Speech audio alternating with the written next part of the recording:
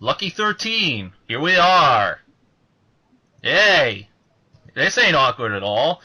It's another. Nope, it is not. This is another episode of Squared Circle Breakdown. Last week it was myself and Guapo reviewing Capital Carnage. This week it's me and Kristen reviewing Raw 25. Hooray, I'm not dead. Unfortunately. I'm just Hey. kidding. I'm just kidding. I'm just kidding. That's a little bit of the And old... I did have the flu. Fuck you guys. And I did hear the beginning of the show, so fuck you guys. Yes! You finally woken! Yeah!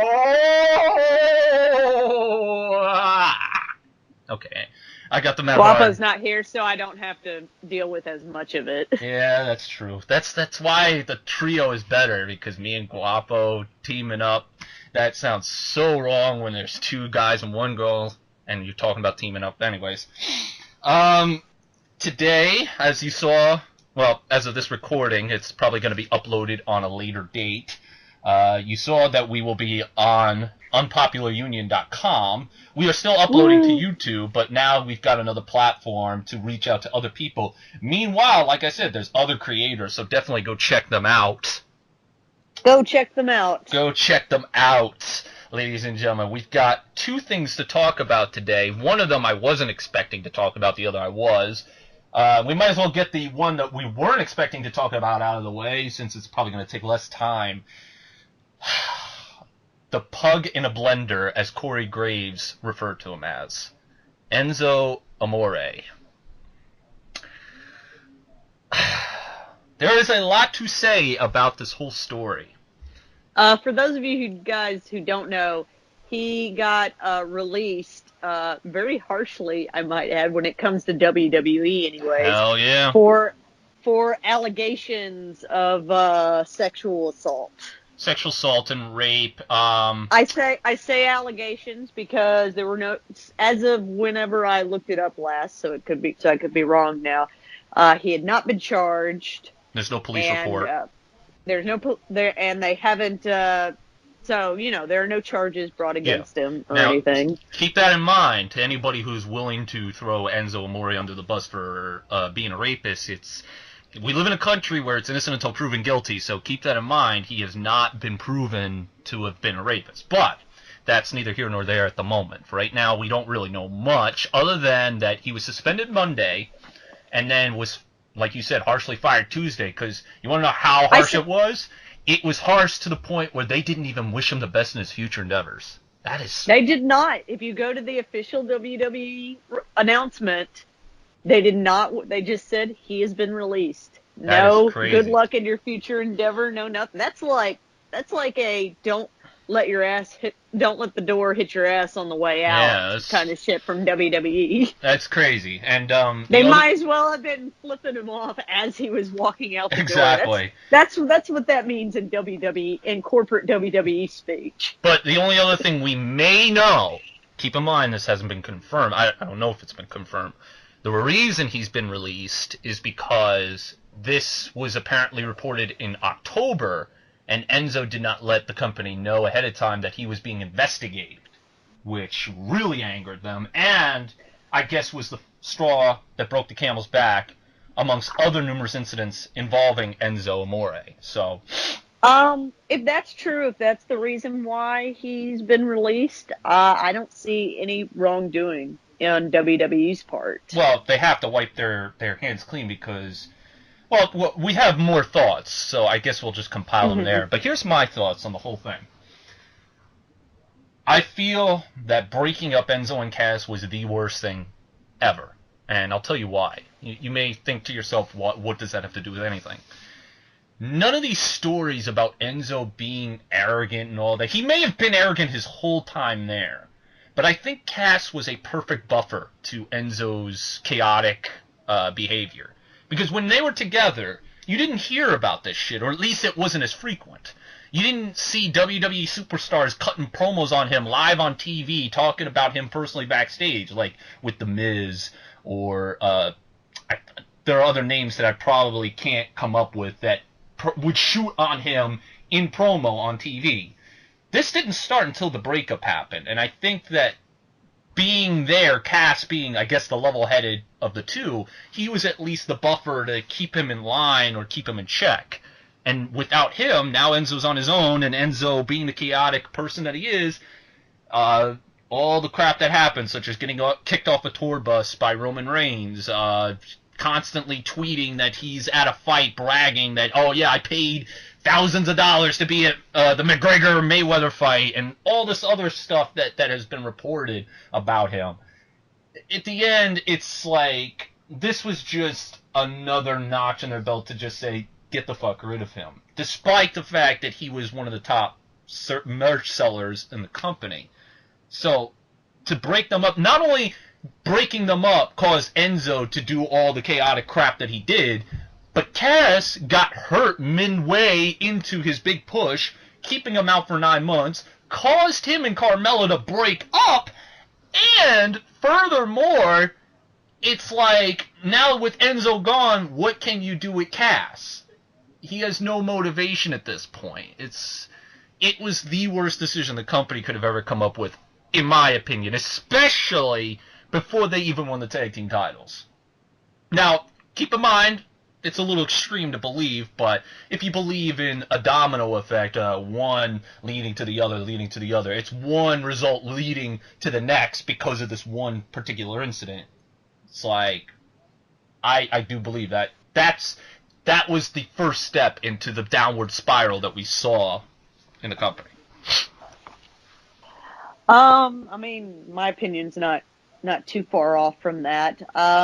If everything we've heard about about Enzo backstage is true, and how unlikable he was, I mean, not that this isn't a big thing, but I think WWE was looking for a good reason to get rid of him, and him being annoying wasn't really a good enough reason to get rid of him. Since he's such a big seller, like if you're in a position like Zack Ryder or some shit like that, then being annoying would probably be enough to get you bumped off. But he's a pretty big merch seller. He's pretty popular with a lot of the crowd. So, you have to be more than annoying to get bumped. As for the allegations, they are simply just allegations. If you've read anything about what the allegations entail, I kind of hope they're not true. Not because I like Cass in any capacity. Enzo. But because, yes, that's what I meant. Sorry, Enzo. Not that I like Enzo in any sort of like big fandom capacity, but the fact that if all of what the allegations said are true, then he is the worst, scummiest person one of the worst, scummiest people that there are. Just because, I mean, I don't know. Did you read what all the allegations say that he I didn't read all. The only thing I've read was on Twitter. She first said she didn't remember anything. Then all of a sudden she did remember everything in great detail. And then there was another YouTube user on here that actually provided text messages disproving her story. But go ahead. I haven't heard any of that part. I'll have to link you, but the not remembering then remembering thing is kind of if she were drugged at all. I don't know if the allegations involved her being drugged. That's kind of a common thing that happens amongst sexual assault victims, is that they don't. It's kind of like if you got into a car crash and you're in shock and you don't really remember what has happened. You're just kind of like afloat in the moment. So, but I hope they're not true, because the allegations say that essentially right before he raped her, he said something about you should like be super. I'm not going to get the words exactly right, but essentially like you should be like ecstatic that you get to be with me, because I have like 1 million Instagram followers. I do remember that. And the guy that I was telling you about that disproved it apparently showed a text message to him saying that I'm in bed with a famous wrestler right now. Now, again, everything that we just pointed out this is what's there. We don't know the whole story yet. So we do not know the whole story. If this is true, he's one of the scummiest people that there is. If it's not, if it's not, clearly that's not why WWE has fired. Like, they're using this to finally wash their hands of him, I think. Oh yeah, by far. And to add to it, if it isn't true, then that woman is a scummy piece of shit. Because I agree. People that make fake rape allegations are the scummiest of the scum. Well, that make fake rape allegations. Right. Stuff that they know to be totally false happened, that did not happen. They are scummier than scum to me, because they make the situation that we're in right now, where we're like, I don't know if I believe that happens to real rape victims, where it's like, well, maybe, women lie about this shit all the time. You are part of the problem, is what I'm saying.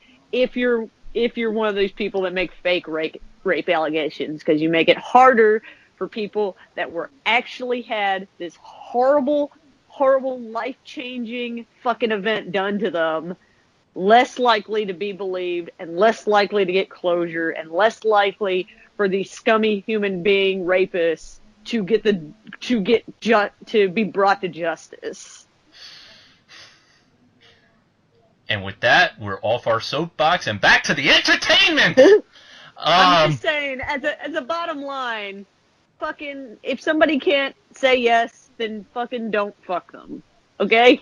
Yes. And by the way, here's another thing. If you slept with somebody consensually and you regretted it, it's not rape. Don't fucking say that they raped you. Like, if you were if you were into it, if you wanted to do it the entire time, act done, 2 days later you're like, that was fucking stupid. You don't fucking say they raped you. You fucking move on and be like, well, that was a shitty thing that happened, just like fucking normal people. You think we all haven't done something that we regret later on? Okay? Yes, I've done a lot of things that I regretted, like going to a TNA show. Think about that. Oh, burn. Anyways,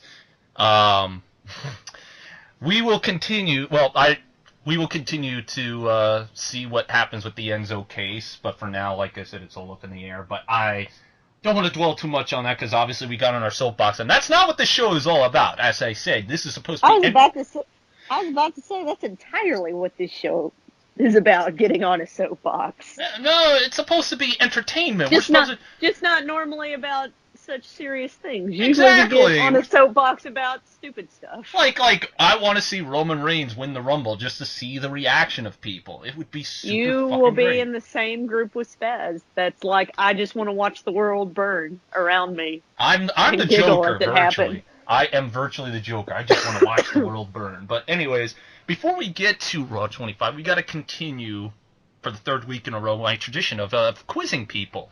Except that I won't know the answer. This one may be a little bit easier for you, because it's not as complex as, like, these two have an achievement. Okay. So, last week I quizzed Guapo on what the one accomplishment that Brock Lesnar... Yokozuna and Brock Lesnar. Correct. Oh, you see, you watched the show. Okay, good.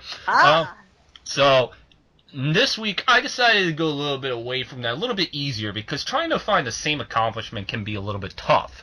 So I decided to pull up an easier one. And for the audience at home, they may be able to understand or be able to figure this out. But try not to Google this. So here's the question for you. How many WrestleManias were there where the main event did not involve the world title? Did not involve the world title. Yes. How many WrestleManias were there where the main event didn't involve the WWE World Heavyweight, Universal, whatever you want to call it? Well, let me think. Just based on the ones that I saw. So I'll compile. 25 was WWE title was the main event, because I left in the middle of it. How could you leave such a classic match? Triple H and Randy Orton. Randy Orton for the yeah, I know. Where the one time we expected run-ins, there were no run-ins. That's true. God, that was a classic. Let's see. 26 was in Arizona. What the fuck was the main event of 26? You can't tell me because that would be spoiling it. Exactly. I remember the main event specifically, too. As soon as you remember, it's going to be funny. The one with The Rock and John Cena was not, so that's at least one. Well, there was two of them. Yes, but the other one was for the title. Correct. The one with The Miz was for the WWE title. That was 27, yes. I'm going to take a wild guess, because it'll be 32 WrestleManias counting this year, right? 34 counting this year. Counting this year? Yeah, this year is going to be number 34. Have I missed that many WrestleManias? Shit. Uh-huh. I mean, by missed, I mean haven't been to. Yeah, the last one was 30, I think. Let's see. I'm going to guess out of 34, 11. You would be incorrect. Damn, how close was I? The answer was I high or low? You were high. The answer is 6. The first WrestleMania, Hulk Hogan was the WWE champion, but he did not defend the title. He teamed up with Mr. T and faced off against Paul Orndorff and Roddy Piper. The next time that the world title would not be in the main event would be WrestleMania 8, which was Hulk Hogan versus Psycho Sid, or Sid Justice as he was at the time. WrestleMania 11 would be, the main event would be Lawrence Taylor, yes, the football player Lawrence Taylor, against Bam Bam Bigelow. Really? Yes.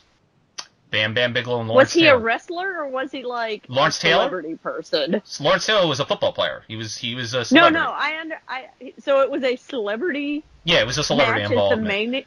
The main. Okay, that's dumb. Continue. Yeah, because at the time, guess who was your WWE champion? I'll just take a wild fucking guess. I'll give you a hint. It begins with a D and ends with a Zil. Diesel. Uh-huh. Exactly. So, Diesel was your world champion at the time that they had no faith in. But anyways, yes, Lawrence Taylor was in the main event, and their plan was for Lawrence... It wasn't supposed to be his only match. He was supposed to come back at SummerSlam later that year in 95, but I don't know why they never brought him back. So that's number 3. Number 4, 26, Undertaker vs. Shawn Michaels, the match where Shawn Michaels retired. Yes, I remember that one. WrestleMania 28, Rock and Cena. And WrestleMania 33, Undertaker versus Roman Reigns. Oh, yeah, I didn't watch WrestleMania 33, so... I actually, you know what, I'm one of the few that... Well, I shouldn't say I'm one of the few, because I really enjoyed WrestleMania 33. It had a lot of good moments. I'm glad you did. I wasn't watching it because there wasn't enough that interested me to make me watch it. It wasn't some sort of, like, big protest. Spaz to this day says that I watched it. I did not fucking watch it. I didn't even own the WWE Network that year because I was so pissed about something. You were pissed about something. Clearly it was devastating, or else I would remember what it is. But it must have been the fact that you believe that Roman Reigns wasn't in the title match. It had to be that. Yeah, you're right. It definitely had to be that. You're probably right. Either that or there wasn't enough Stephanie McMahon on television. It probably wasn't something stupid like that. But fucking Brock Lesnar was still the goddamn champion. He's still the champion now. This is great. I'm glad we got a part-time. In fact, I hope Roman is like not just a full-time champion, but he's on every segment. I not only hope that he's a full-time champion. I hope that, you know, he beats Brock Lesnar in 5 seconds with a Superman punch. See, that's what I wanted. This was before Undertaker's streak ended. I wanted Ryback, who at the time was beating people in 20 seconds. I wanted him to beat Undertaker at WrestleMania in like 20 seconds. And they wouldn't even do like a big thing where a big retirement. Oh no, exactly. They wouldn't do a big like the Undertaker. Yeah, it would just be like, get the fuck out of the ring. Exactly, and then it's just feed me more. And then Undertaker disappears, and Ryback is relegated to superstars. That would have been fucking awesome. But that would have been amazing. Unfortunately, Ryback faced Mark Henry, and Undertaker faced CM Punk that year. It was so unfortunate. I cried myself to sleep. So, I fun fact, not real trivia, but only trivia about me. I was at that WrestleMania and did not see that match because somebody decided to steal my fucking seat. Not naming names, and I was supposed to go to her seat, and it was fucking cold on that side of the arena, so fuck that. I don't remember that. The only thing I remembered... It's because you weren't sitting with us. I was sitting with you at 29. Were? Yeah. Were you guys sitting with us? I remember... Let me show you one memory, everybody. You don't remember Deidre stealing my seat? Because Paul bought her ticket at the last minute, but had to be, way by herself, so we were doing this thing where, we would trade places. There was only one thing I remembered. I know 28 you switched seats, but in 29, this is the one memory I remember. It was the main event. All of us took a bet on how many rest holds and false finishes there were. You all came up with, a reasonable number, and I came up with something stupidly outrageous, 18 or 20. And it was way closer than any of ours. Yes, I was close, and I even at one point just jumped out of my seat saying, I was fucking with you guys! I was joking! Why are you fucking proving me right? So, that I remember. I do remember that. So... I vaguely remember. It was not 20. It's not 28 where we changed spots. It was 29 because it was the WrestleMania in quote New York, even though it was in New Jersey. Yeah, but I know 28 you switched seats. Like not in our area. You just went completely the other fucking side of the fucking building. It was halfway through the show you moved. No, that was 29. No, 29 you were with us the whole time. 28 you went and hung out with the WWE review guys. I think that's... Oh, yeah, me and Deidre left. That's right. Yeah, 29, I think that's where you were just having the fiasco of, it's so fucking cold, because, yes, it's great to have a WrestleMania in there. But no, Deidre did take my spot. She was like, well, I want to sit with the group, and so I was like, oh, all right, you can take my spot, and I'll go sit in your seat. But her seat was on the other side of the arena, and it was fucking extra cold on that side. So you came back? No, so I wandered around until I got my seat back. That's right. Ladies and gentlemen, that's why this show is off the rails, because right now we got to go into... Yeah, it's my fault this time. Sorry. That's right. Your fault. You should be ashamed. Raw 25. Raw 25. I don't think I hated it as much as a lot of people Everybody... did. But then again, I never hold up... I don't hold up nostalgia shows... shows before major holidays in very high regard. I just assume they're going to be shitty. Let me tell you a personal story, okay? You probably don't remember because this was before you came on YouTube and we met each other. Then I definitely wouldn't remember. Exactly. But anyways. There was a video that I put up back in 2007. It was a review of the Raw 15th anniversary show where I vehemently hated the show. I went on there and I vehemently hated it because it was stupid. Nothing made sense. Everything was just thrown together. I remember one thing that didn't make sense to me was that Hogan came out at some point and he was wearing NWO colors doing his Hulk Hogan Real American shit. And I always thought that didn't make any fucking sense. And people had told me, oh, it's because he was promoting his show at the time. I think he was a part of some sort of fucking game show. The only problem was there was no logo on his shirt promoting the show. It was just a black shirt, and he was wearing black and white feathers.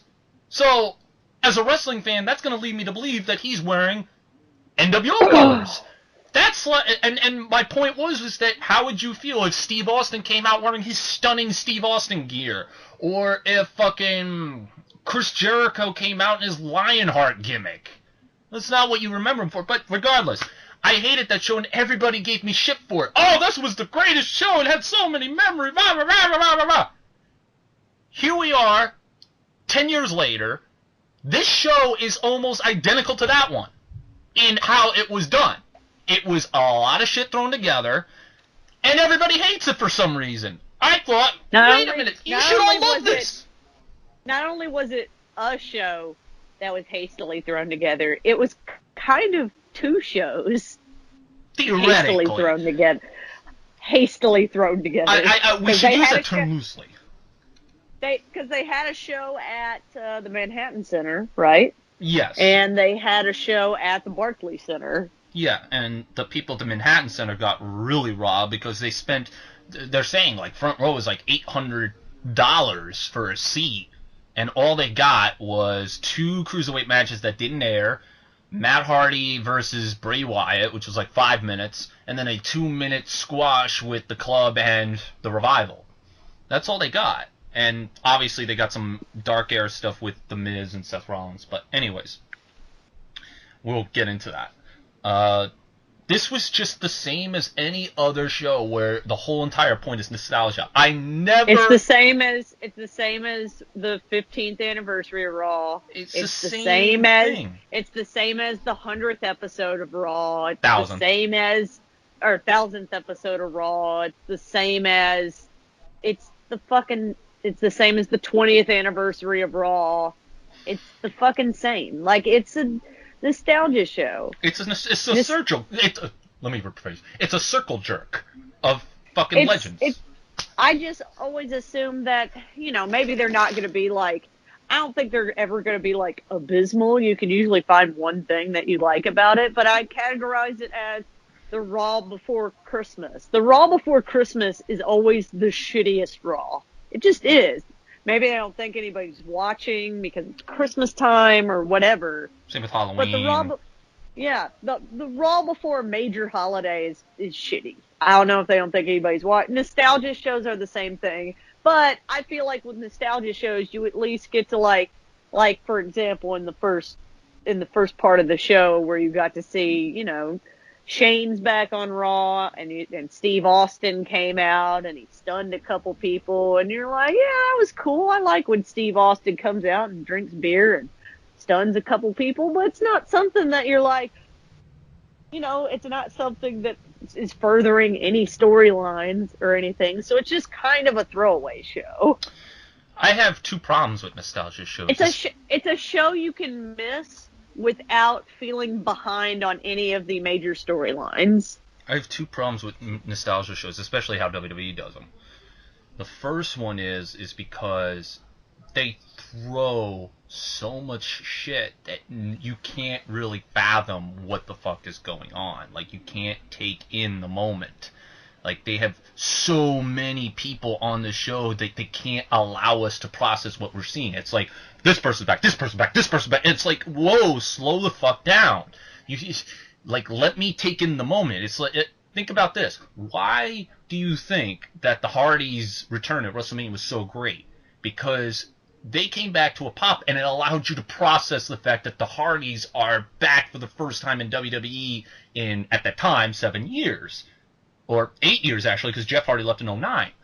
It's a moment that you could take in and absorb and be like, wow, that was great. As opposed to just bam, bam, bam, bam, bam.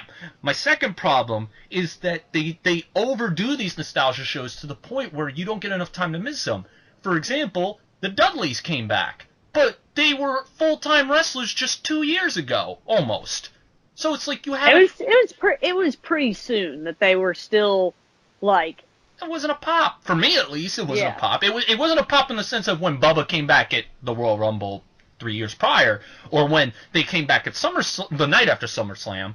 That was fine, because it's like you hadn't seen Bubba Ray in the company at that time for, like, almost 11 years. And then the Dudleys weren't together for, like, almost 11 years at that point in the WWE. So it's like, okay, that makes... And not only that, they gave you time to take it in. This show had way too many fucking names.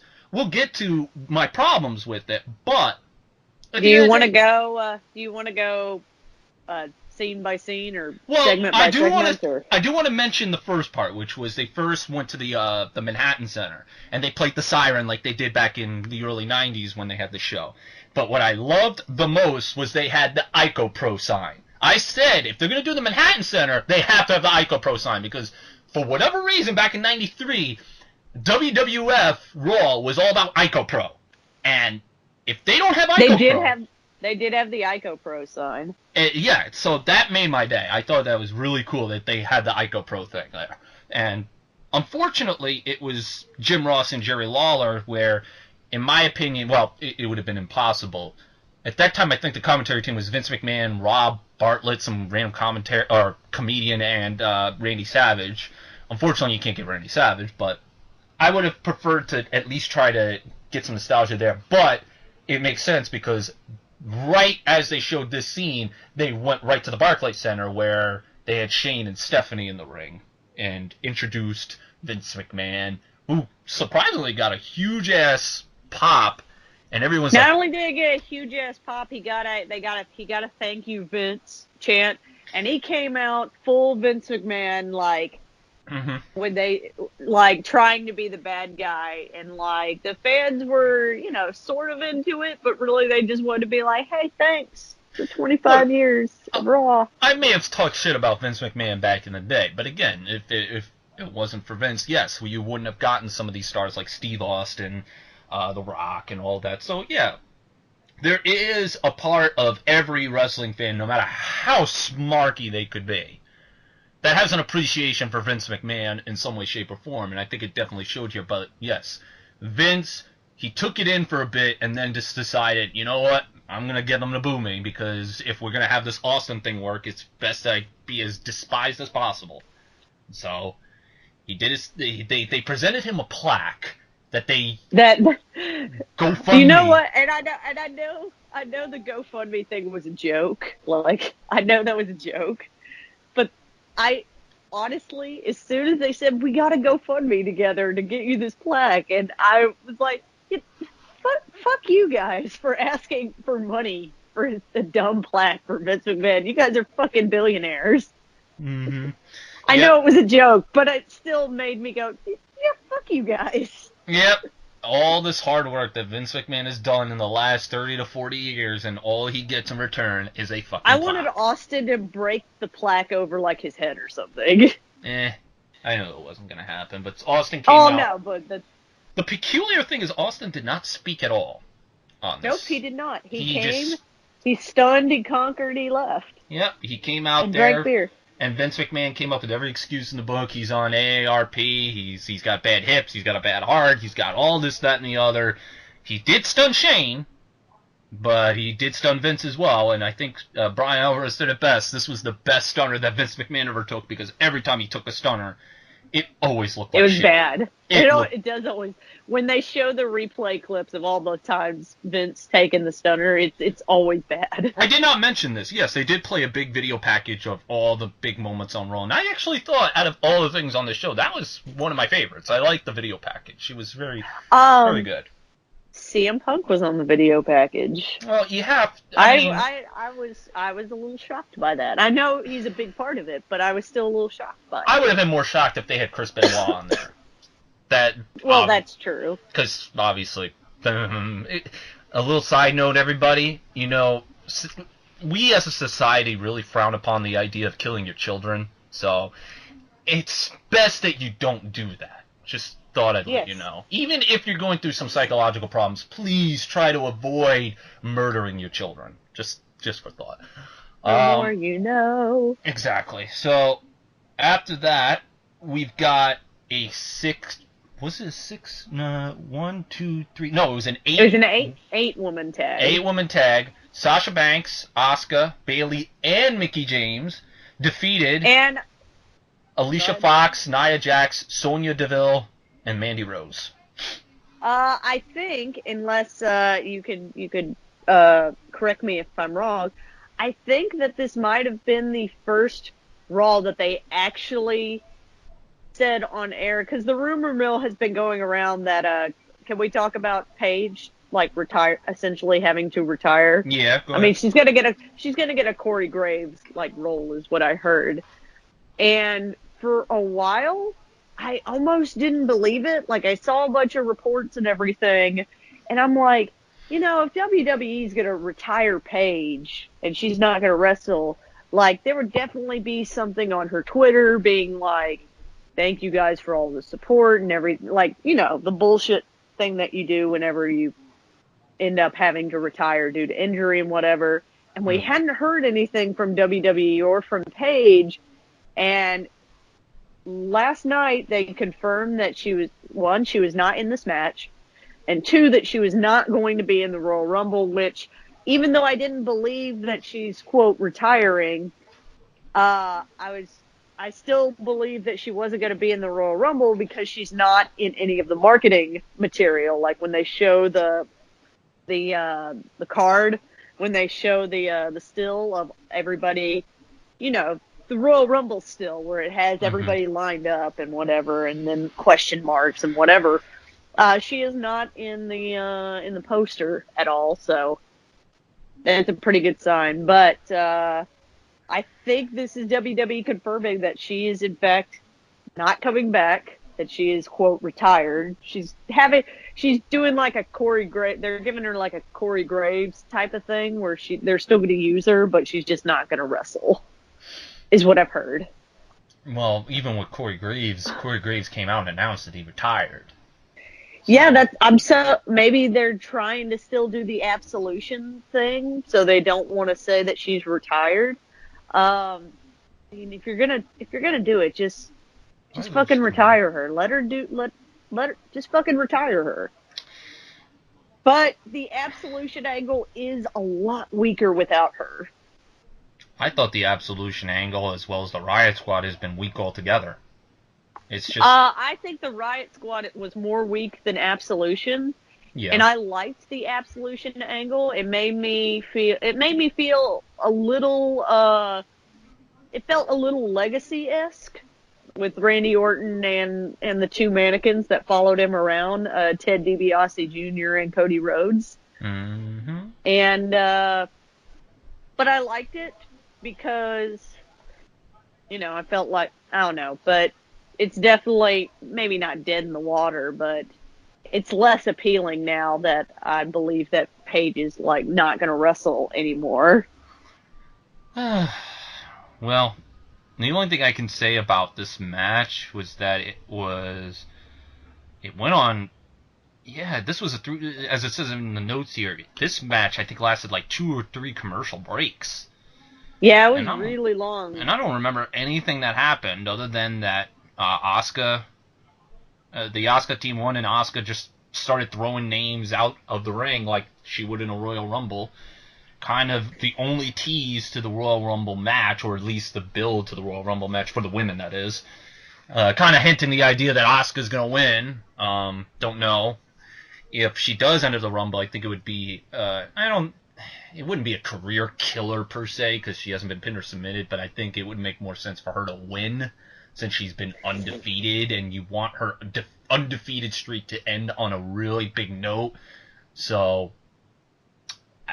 I think if she does get thrown out of the ring, it's going to be because of, like one person isn't going to do it. It's going to take, or a screw job. Couple people. Or a screw job of some kind. Like with Absolution or anything like that. But who knows? This was not memorable. And also, I thought Alicia Fox was face, but now she's heel. Man, has she always been heel? I don't know. I don't know what they're doing to my girl Alicia Fox. She is super great. Like they don't understand this woman's got so much personality, and they don't do anything with it. She is. And they also like put Absolution on a team of people when they're not supposed to be like allied with anybody really. Oh, I just realized something. Going back to Enzo, what are they going to do with Nia Jax now? What happens to that love angle? Nothing. Nothing happens to them. Can we just go back to my idea of Nia Jax and Braun Strowman together? That would they are. Just like this show. I bet they don't ever bring it up ever again.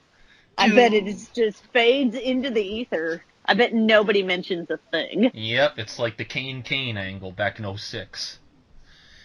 They build all this fucking attention to Kane, and then the new Kane comes out with hair, as Luke Gallows said, it looked like D. Snyder.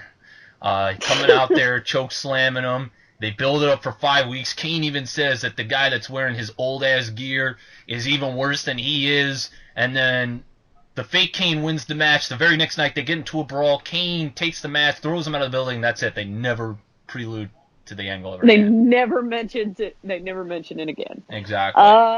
Next segment. Next segment was Jonathan Coachman showed up to say hi to Kurt Angle, and then that was cool. We saw cameos of Harvey Whippleman and the Brooklyn Brawler.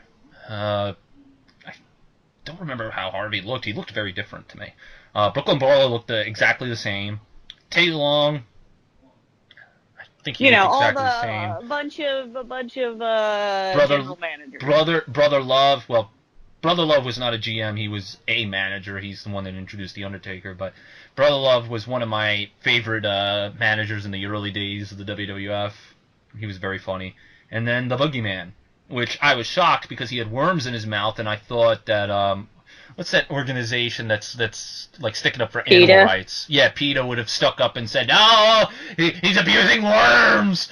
Oh my God, he's eating worms." Well, see, you're mistaken. PETA only protects animals that are cute. Oh, wait.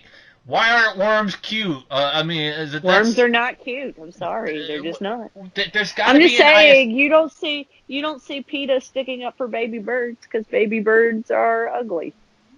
Worm phobia or something like that. There's got to be an ist at the end that we can label them as and just make them a basket of deplorables.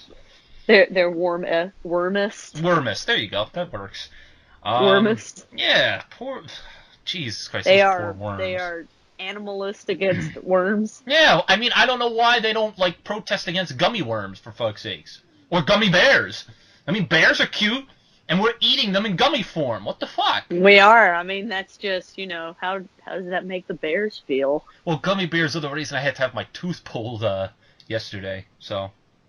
Yeah, so why isn't PETA upset with you?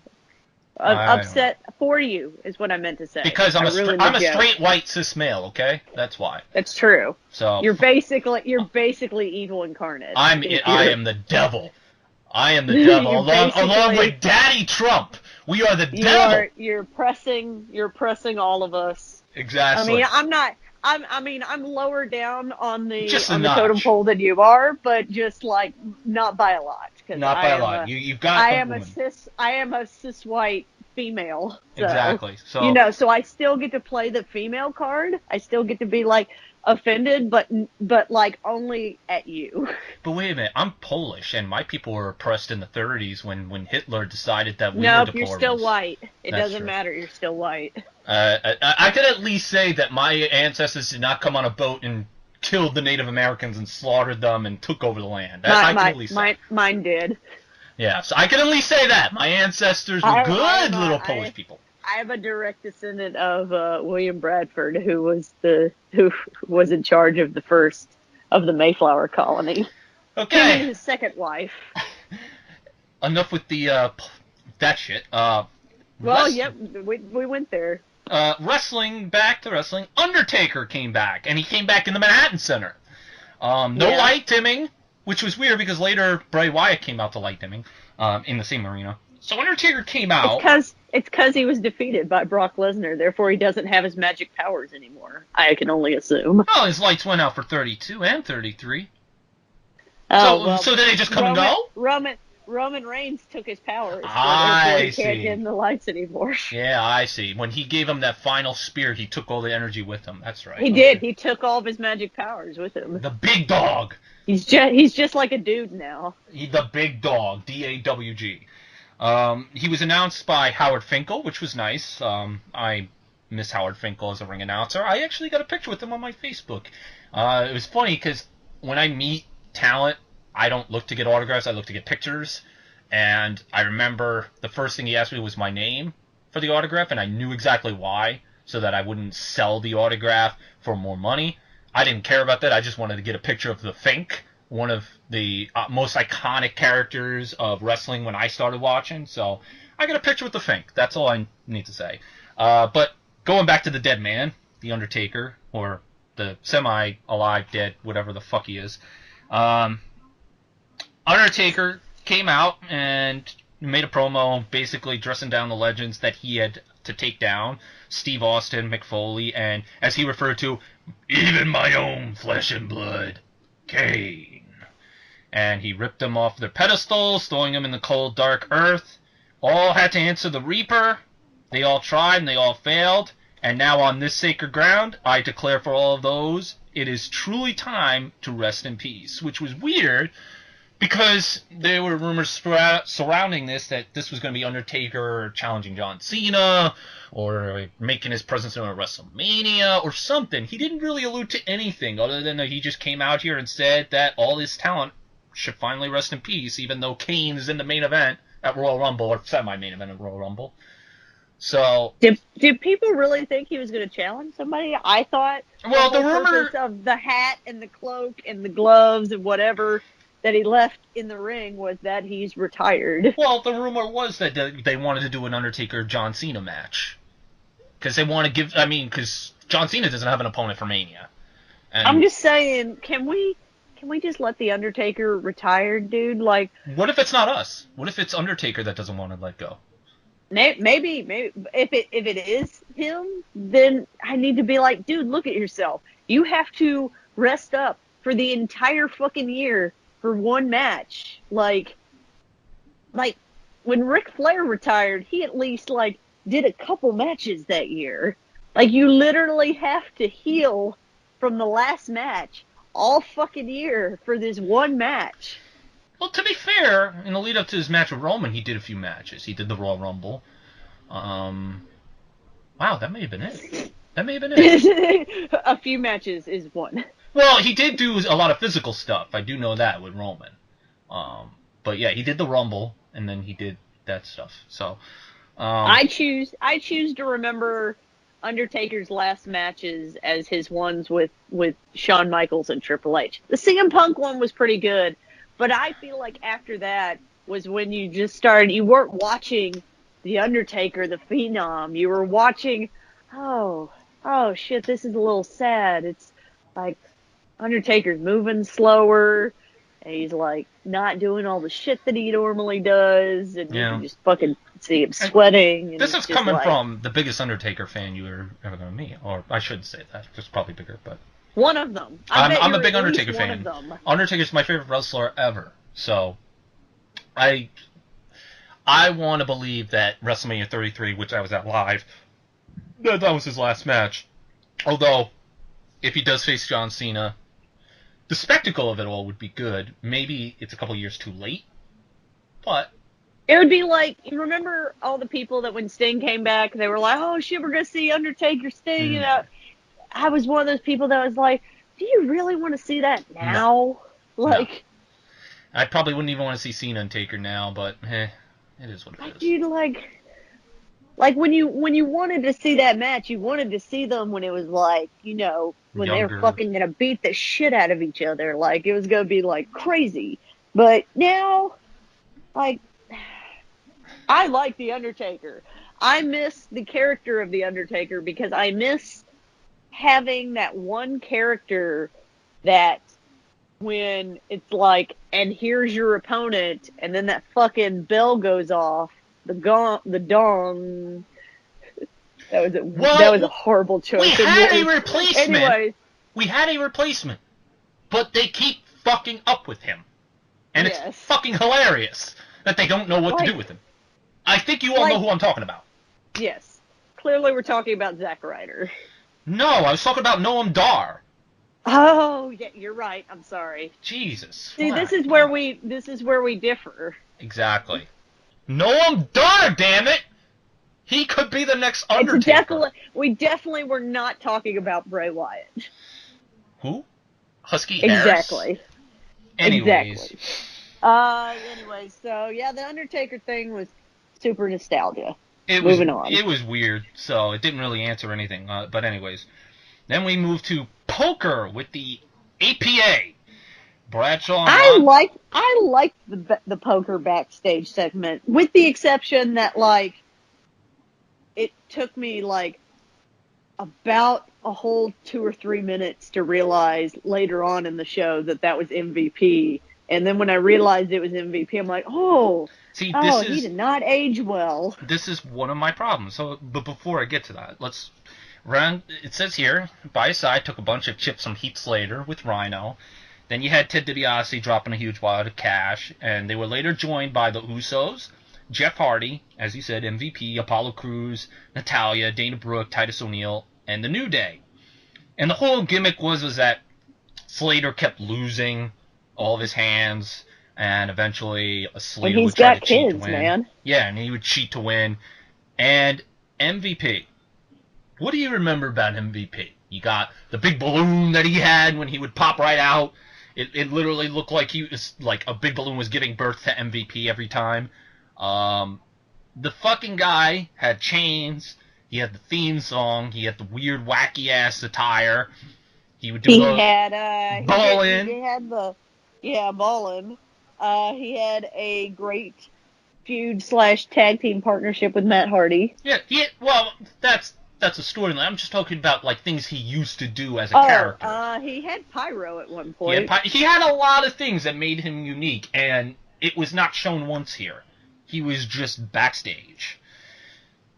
Like, if you're gonna bring somebody back that the fans haven't seen in 8 years, he should have at least gotten some sort of like joining the table or something, like coming out, like the $1 Million Man had, or doing it like his intro, like his little bowling thing, maybe do a move on or whatever.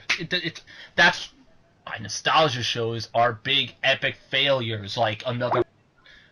Technical difficulties, if you notice, but in other words, fuck Skype. Fuck Skype! I mean, continue. Fuck Skype, we need Daddy Trump to build a wall around Skype at this point. We're using Uvu from now on.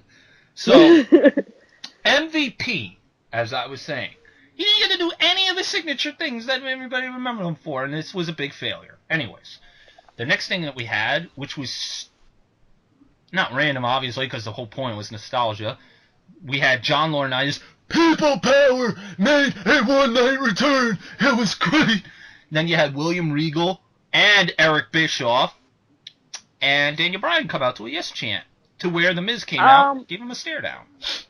I feel that this part, as well as when they did it with the ladies, where they just had the ladies come out, I feel like it was so, like, I know it's a nostalgia show, but unlike the poker thing, I mean, with the flaws that it had, unlike the poker thing, they were engaging, they were doing something. I felt like this was, I mean, dumb isn't the right word, but just, it felt like, well, it's a fucking nostalgia show. It felt lazy, is what it felt like. It felt like they were like, it's a nostalgia show, let's parade out a couple people and fucking move on. Like, it's one thing if you had, like, you know, like Alexa Bliss run into Trish Stratus backstage and they have like you better, like, you know, she does a thing where she's like, you know, you just better be excited that I'm not still wrestling or some shit like that, or like run into Jacqueline or whatever. Or, like, you know, somebody comes to knock on Kurt Angle's door and, like, Eric Bischoff pokes his head out and they do a little, like, thing, whatever. Like, you know, that's, like, interacting. That's like, oh, cool, you got to see, like, Eric Bischoff do a thing. But to have them just kind of parade out, like, look at all the people that fucking, you know, answer our email and says that they would come. It just felt lazy. This whole show is lazy. Like, it felt like... You know, and like we said at the beginning, nostalgia shows are never ones that are like, you're never going to remember the whole show. You might remember a thing from the show, but it's just kind of like this. Them walking out on stage is not a thing you'll remember later. I'm just going to remember all the butthurt that everybody had for this show, thinking, oh yeah, I was expecting so much more. This is always nostalgia shows from the ground up. This always were nostalgia shows. I don't know what people were expecting. I would say I was expecting more, just because I never expected them to just like parade out a bunch. Like, they usually like do something. Like, for example, I will bring up, you know, I say the Raw before Christmas is always a shit show. You remember what I actually remember from a Raw before Christmas?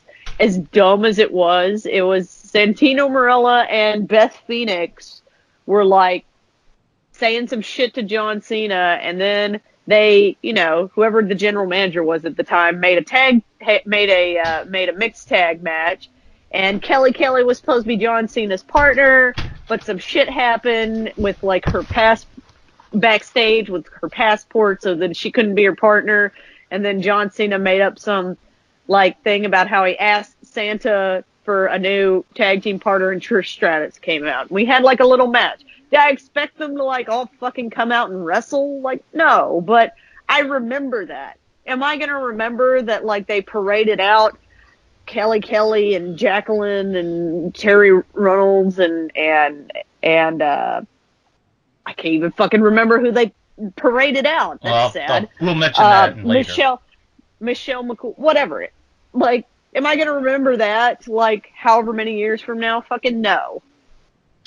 Just like I can barely remember who. I remember Eric Bischoff. I remember William Regal, John Laurinaitis, and whoever, and Daniel Bryan came out. Yeah. Like, it's just that's like nostalgia. lazy. We haven't seen Daniel Bryan on Raw for quite some time. Except since they picked Kurt Angle to be since SummerSlam. We haven't fucking seen him since before, not SummerSlam, Survivor Series. Well, it led into one of the few matches that got time. Well, I shouldn't say that because the women's match got time. Roman Reigns defends the Intercontinental title against The Miz, the guy that I am cosplaying at WrestleMania. This was what it was. And now made Miz a 9-time Intercontinental Champion. He only has to win it one more time to be tied with Chris Jericho for most Intercontinental title reigns. But to be fair, the last few reigns that Miz has had, they've been lengthy. So I can't really say the same for Jericho's last few reigns. No. I don't think any of Jericho's reigns were that lengthy.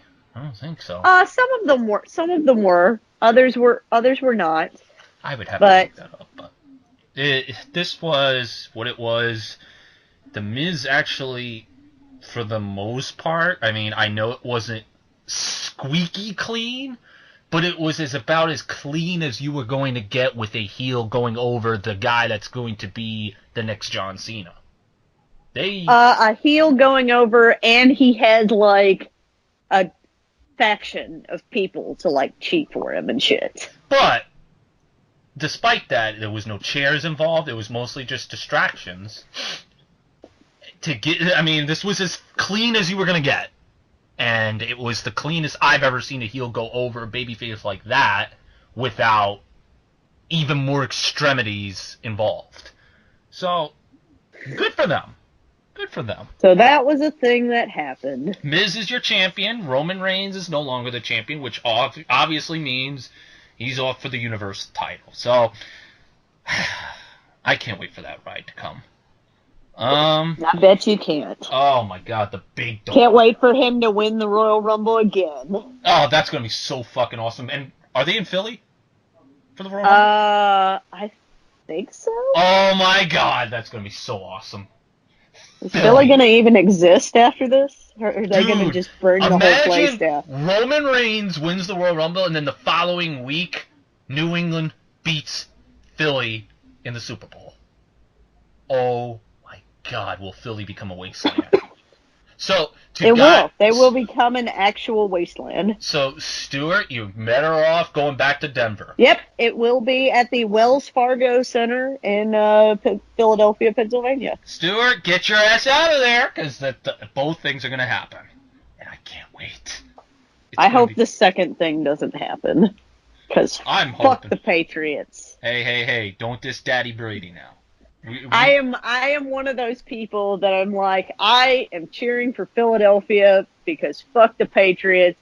And I will say that Philly fans, real Philly fans that have been Eagles fans for forever, are very graciously accepting us bandwagoners in. Like, yeah, come on, join the ride. We're happy you're here. You don't realize. As opposed to them being like, you guys are fucking bandwagoners. I'll say it, I am a fucking bandwagoner. I kind of wanted Jacksonville to be in the playoffs. I kind of wanted them to be in the Super Bowl. You should. What you should do is you should go up to your I should not listen to any. I should not listen to anything you're about to say. Just go up to your father and be like, back in the year 2000, I was adopted by Tom Brady, and in January 20th, 2017, I was also adopted by Donald Trump. Those are your new dads. So absolutely goodbye. not. So I'm sorry, Dad. I know you took care of me for, I don't know how long he took care of you. I guess it was past 18, or if he still takes care of you. That's it. It's over. I'm now being taken care of by these two individuals. So bye-bye. Anyways. Fuck the Patriots. Oh, don't worry. I'm going to laugh if they win. But if Philly wins, good for them. I'm always happy to see a team that's never won a championship win one. Unless it's the Bills. John, I know you're watching. The Peep Show was next. So random. I know it's a nostalgia show, so they were like, fuck it, we need somebody who used to have a show on the show. But of all the ones, call Kristen. Show. Yeah, it's like... Yeah, that one was so random. Like, I was like, oh shit, it's Christian. You sound like Todd Grisham. It's Christian. Yeah, I was like, you're shocked. You were like, oh fuck, it's Christian. And I actually was more of a Christian fan than an Edge fan, just personal preference, but... Yeah, it was weird to have Christian here, but no Edge. But, regardless, he held the Peep Show. And, it says here that Edge had a prior obligation, which is why he did not show up. The guests were Seth Rollins, Jason Jordan, and The Bar, in which Jason Jordan was super awesome here. I think this gimmick is so great that he is supposed to be awkwardly embarrassing. It is. So... I don't like the gimmick, but I don't like it because it's doing its job. So. Oh. But yeah. I don't like awkward, like I'm like, oh god, no, like I am Seth Rollins in this case. Like I'm just like, oh god, why did you say that? So all this segment was just them arguing, and it ended with Cesaro saying, "It's not your dad who sucks, you suck." And then everybody chanted, "You suck." And then Rollins in the same Kurt Angle, like to the rhythm of if Kurt Angle's song was playing. And that's all that it was. Nothing really to say here. That's it. Except that, the tables got turned on the tag team champions again. Except Seth Rollins was the one that fucked up this time. Mm-hmm. We go on to this next segment. Charlie interviewed Alexa Bliss. Let me just make a note here. Charlie Caruso, the interviewer, she is really fucking adorable. She is cute as hell. Goddamn hot. Anyways, just thought I'd throw that out there. I don't think I've ever heard you describe anything as adorable. Well, I didn't even know you knew what that word meant. That's true. If I didn't have my current girlfriend, I would seek a way to meet Charlie and try and hook up. But unfortunately, or the other one, Dasha Fuentes on SmackDown. She's hot too. But see, I have heard you describe things as hot. Like, that girl's hot. I've never heard you describe anything as adorable. Charlie's got that face, like, she's like Becky Lynch to me in a way that I wouldn't just see them as things that I just want to bang. It's like, you actually want to know this person. Obviously you want to bang them, but at the same time, you actually want to develop something there. But, regardless, I'm happily... So she interviews Alexa Bliss. Yes. I'm in a happy relationship, by the way. It's never going to happen, so...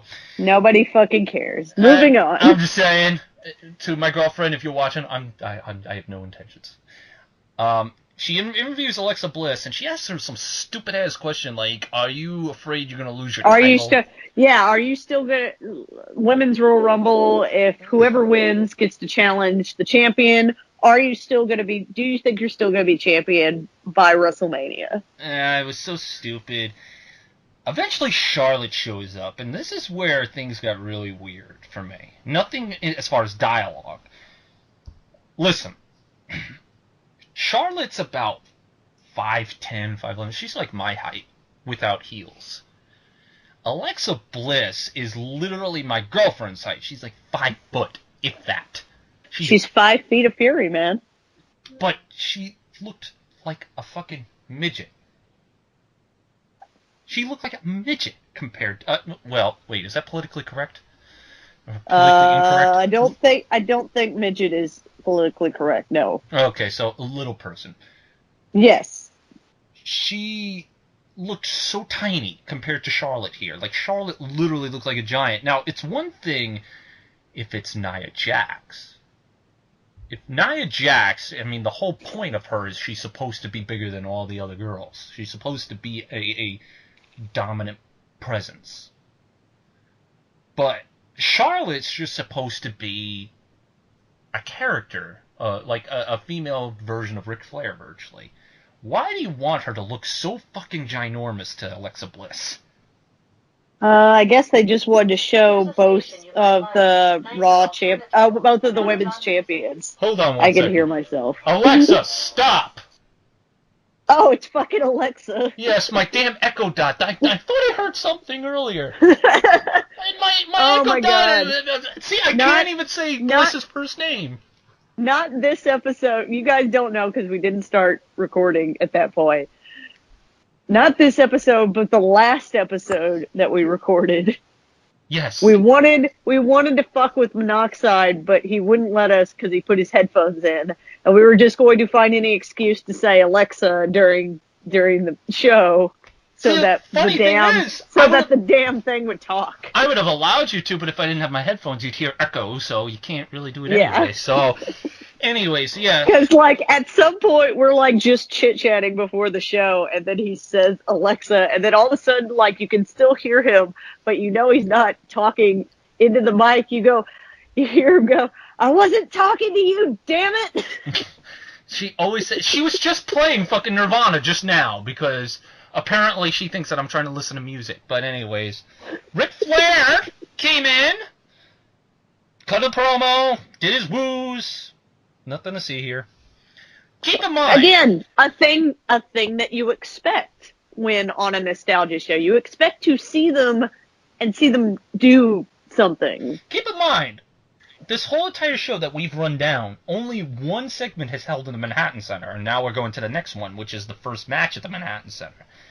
It is Bray Wyatt, and only our third match total between the two shows. Bray Wyatt defeated Matt Hardy via pinfall in 5 minutes. What a waste. By the way, they've been building up this feud that I think is dumb, but a lot of people like the Woken gimmick. In all serious, a lot of people like the Woken gimmick. I do not. I think it's stupid. But they've still been building this thing up, and then it's like 5-minute match on the nostalgia show. There you fucking go. Wow. Yeah, that's all we got. Was this? What a complete waste of time. And it was great. It was great to know that people who spent $850 got to see a 5-minute waste of a match. Because you know full well they ain't going to push Bray Wyatt. I have no faith in a company that's had this character on their screen for almost 5 years that they're actually going to do something with him. Well, and let's be honest, as much as other people like the gimmick, they're not going to do anything with Woken Matt Hardy either. Like, this is as high as it's getting. It is what it is, but it's one of those things that you would think that if this character gained so much of a cult following, you would think you'd want to do something with it. Like, I mean, I'm not saying give him the fucking world title, but you should at least, like, be Intercontinental Champion, or, like, I didn't think they should do that. They win the tag titles, or some shit. Anyways, there's nothing really to say here. 5-minute match. This was weird. Then we had the women, legendary women, make their return. You had the Bella Twins, who... It finally took me up to this point to remember who all was on stage. You had the Bella Twins. Yeah. Before you continue, Go ahead. I just want to make a note that Nikki Bella had not been seen on TV since WrestleMania, which is interesting. And Brie, I'm not sure when the last time she was on TV, but okay. It was way before then, because she left before she got pregnant. Yeah, her last match I know was at 32, which was 2 years ago. So, mm-hmm. Yeah, you had the Bella Twins. So you got the Bella Twins, you got Michelle McCool, you got Jacqueline, you have Terry Reynolds, you have Tori Wilson, you have Maria, who is super pregnant. You have Maurice, who is also super pregnant. Kelly, and Trish Stratus, and they all kind of were just out there like mannequins, like they didn't fucking do anything. I mean, let me put this. I mean, I'm not going to really comment on Bella's or Marie's. You had Lillian Garcia, too. That was another name. And Lillian Garcia was the other one, who we hadn't seen in, like, a little while. But I just want to say this. They made mention that Kelly, when she first came in to WWE, she was 19 at the time. Yeah, she was really, really young. She was doing the fucking stripper gimmick at 19, too. Yeah. So, and then became Barbie, a Barbie doll, but 19 was when she debuted. She's 31 now. She looks the exact same. So she does. She looks like she hasn't changed. She hasn't changed a bit. God bless her. But the other one that shocks me is Tori Wilson. Tori Wilson is 42. Going to be 43 in the summer. And she, too, looks the same. So living that healthy life, man. Oh, my God. They put so much work into their appearance, man. Tori Wilson, to this day, God damn, she is still creating boners for guys. God damn. You have to say that a lot of the former divas, a lot of them, have, like, held up. Like I said, like, a couple segments back when we were talking about MVP, and I'm like, ooh, time has not been kind to you. There's not a whole lot of the female wrestlers, the female superstars that you could say that about. There are probably a handful, but there's a lot of them that you could be like, holy shit. Yeah, even Terry Reynolds, she's like in her 50s now, and she still looks really good. And the same thing with Michelle McCool and all that. So, Trish Stratus, obviously, we made a mention on the show we thought she was pregnant, but I think she's not, because she didn't look pregnant here, so. No, she has already had her second child. Good. So there is a possibility we'll see her in the Rumble, which is good, because I've always loved Trish. Trish is always my favorite, so. But still, I'm going to bring a shorter version of the argument I just said. They just kind of went out and they were like, hey, what's up? Paycheck's back there? All right, I'm going to pick that up on my way out. Mm-hmm. Like, they didn't really, like, do anything. Yep. They just wait. And you could have had them in, like, some of them in, like, the fucking poker game or something, or, like, have Kelly do a dumb thing where she, like, loses a hand and starts to, like, unbutton her shirt or something, and they're like, whoa, what the fuck's going on? Oh, this isn't strip poker? Like, do a dumb thing in relation to the gimmick that she had. Yeah, well, that was early on. She didn't have that gimmick later on.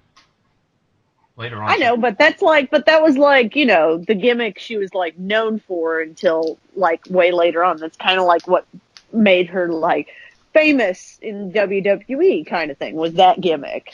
Mm-hmm.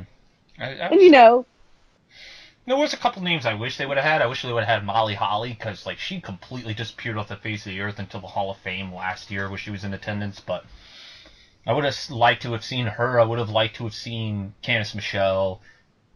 There was a big thing about how I say big thing, but there was a little bit of a thing on Twitter how like there were a couple divas or a couple female wrestlers that were not asked to come. Like, I guess Lita wasn't, somebody else wasn't. They're probably never going to invite Gail Kim, guys. I'm sorry. I love Gail Kim, but when you fucking walk out on a match like she did, it's not really a thing that they usually don't ask you to come back. Mm-hmm. So, moving on from that, we got Elias backstage running into the Ayatollah of Rock and Rolla. Not Schindler's List, but the List of Jericho, Chris Jericho, after he just did his run in New Japan, wearing his Alpha Male shirt, which is really cool. Jericho being Jericho, obviously being awesome. Again, it was fun. It's a funny nostalgia thing. Like, that's what you expect on a nostalgia show. They do a thing, and you're like, oh, that was funny, or whatever. It was great. Jericho is super good. And Elias, holds his own, which is really good. So I love the fact that he was like, they had that moment where he's like, oh, thank God you're not going to put me on the list. And then he puts him on the list anyways, and he's just like, well, he said, damn it, and like walked off. Yeah, I'm just kidding. I ain't going to put you on the list. No, I wasn't. You just made the list! And then he just said his scarf's on the list, too. So I like that. We follow up with Elias now in the ring, doing his little shtick. Who wants to work with Elias? Doing his song. Cena's music hits.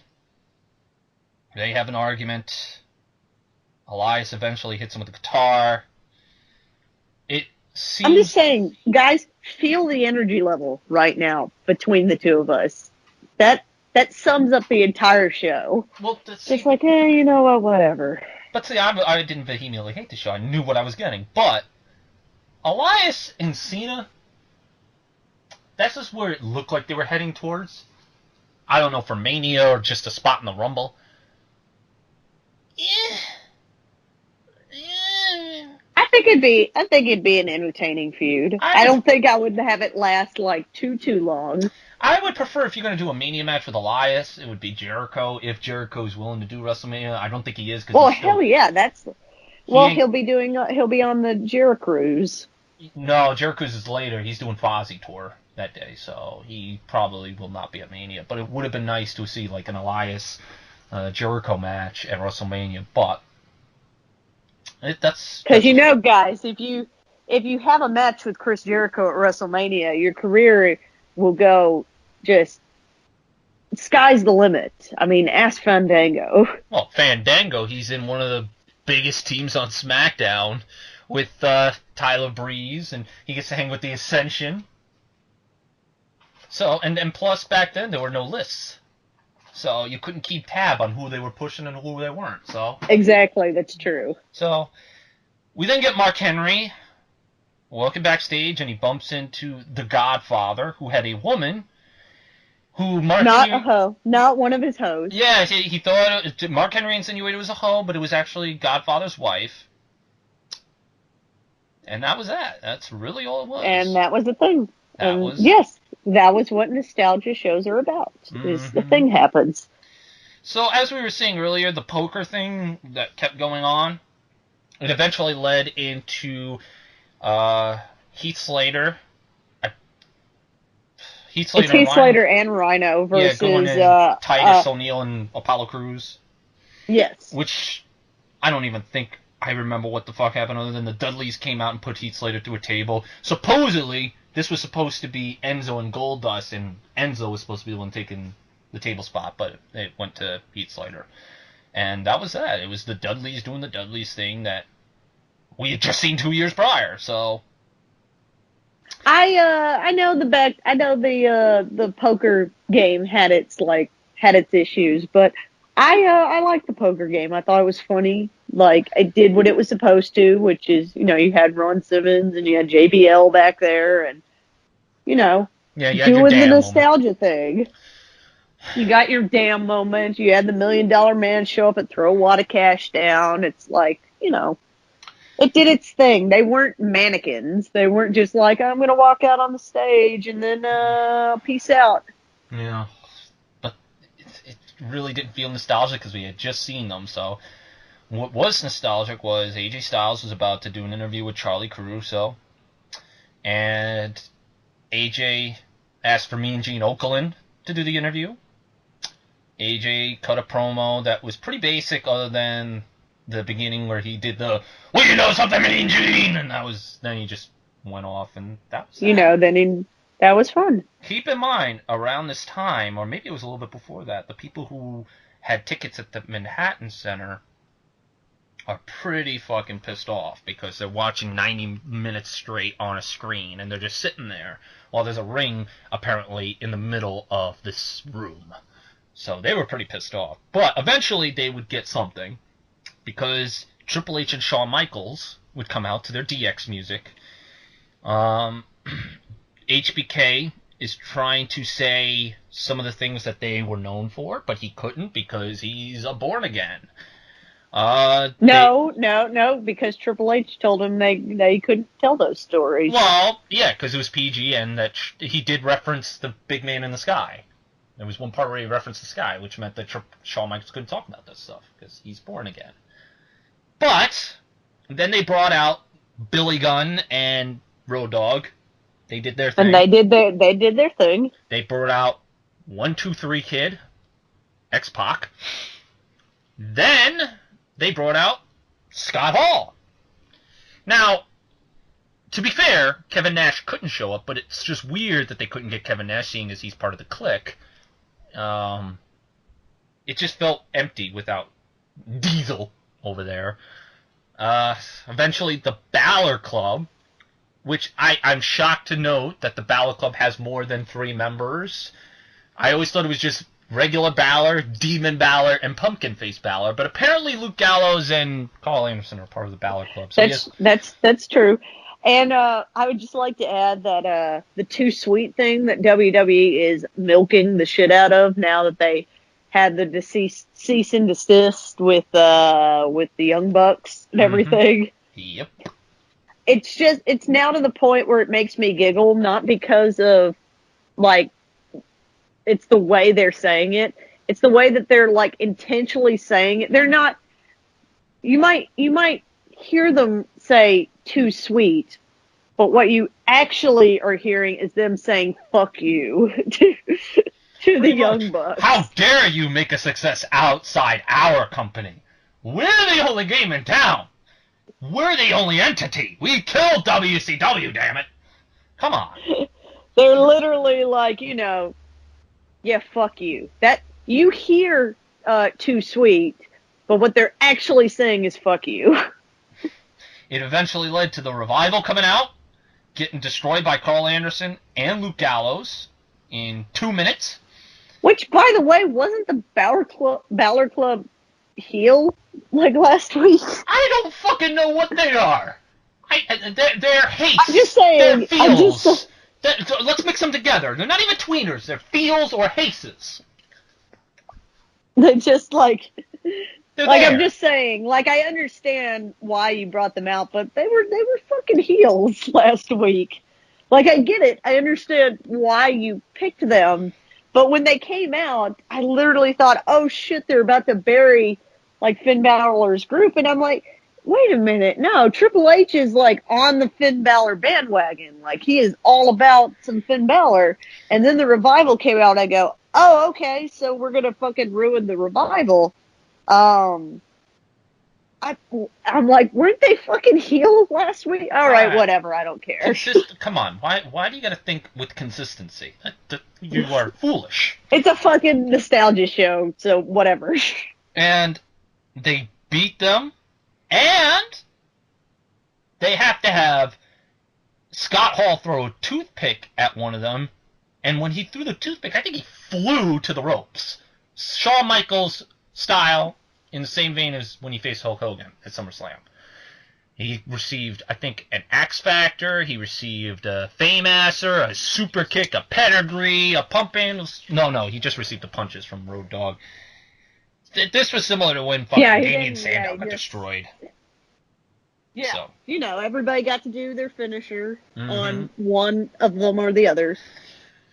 Then we had the last segment. Kurt Angle came out to have Braun Strowman, Brock Lesnar, and Kane in the same ring, which, if he knew that these 3 could not be contained, why the fuck is he having them all 3 in the ring at the same time before their match? I love the inconsistency with this, but... it's the same consistency they had when, Braun Strowman is backstage and he just fucking finds a grappling hook. Yeah. As like a normal thing that WWE would fucking just carry around. Like, some of the guys backstage were like, you never know when you need a grappling hook. I mean, if they showed that Braun Strowman plays a lot of Tomb Raider and Legend of Zelda. Exactly. They just have a grappling hook. I know I'm bringing that up from like 2 weeks ago, but I'm still on it. Where I'm like, there was just like, I understand that there's like ladders and chairs and like other shit backstage. Like, I can suspend my disbelief with that, but like just a fucking grappling hook in here. Yeah. I mean, it wasn't as funny as fucking Braun Strowman tipping up Optimus Prime and lifting him and falling on his side. I thought that was great.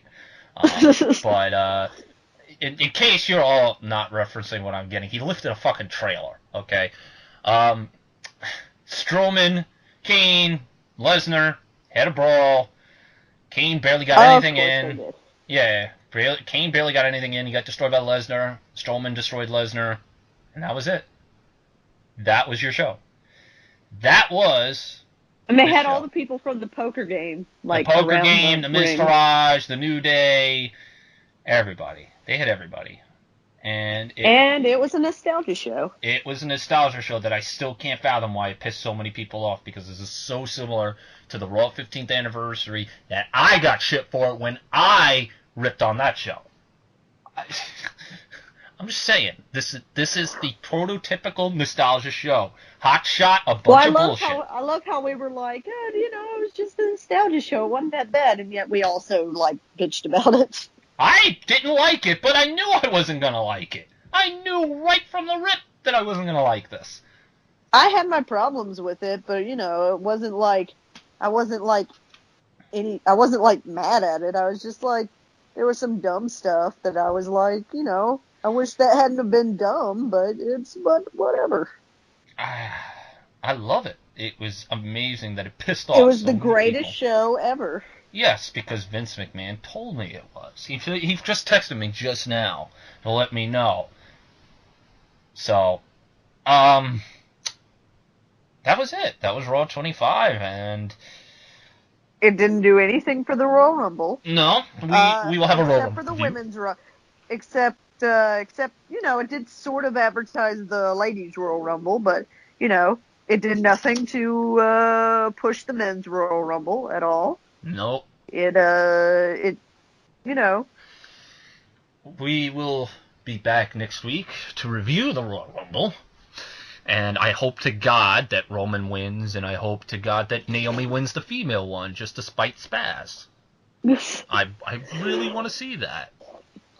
No, if Roman Reigns wins the Royal Rumble, it will, Spaz doesn't like Naomi, but he will be so gleeful at the fact that Roman Reigns won the regular one so that he can watch Philly burn to the ground. Mm-hmm. Oh, and keep in mind, the Women's Royal Rumble, it was announced today that Stephanie McMahon will be on commentary, I believe. Yep, she will be on commentary, the mother hen of this whole thing. So, okay. That's going to be great.